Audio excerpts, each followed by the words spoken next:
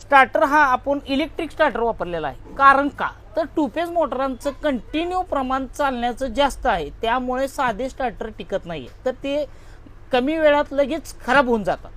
तर अशा पद्धतीने पॅनल काढलेला आहे, एकदम सुंदर आहे. ह्याला फक्त आपण येणारा 3 सप्लाय द्यायचा, मोटरच्या डायरेक्ट 3 वायरी आणि एक तुमचा रनिंगचा कॅपॅसिटर, अशा पद्धतीने ह्याचं कनेक्शन असणार आहे.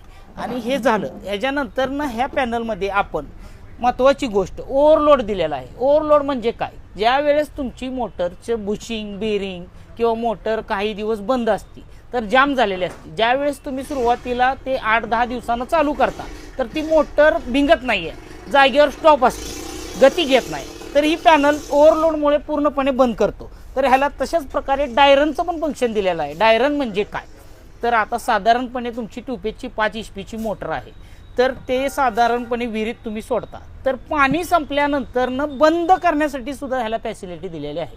तर इथं तुम्हाला व्होल्टेज मिळेल, इथं तुम्हाला ॲम्पेअर मिळेल. हे पूर्णपणे डिजिटल मॉडेल आहे, त्यामुळे तुमची मोटर कमीत कमी प्रमाणात जळायचे चान्सेस कमी होणार आहे, ह्याची खात्री 100% आहे. धन्यवाद.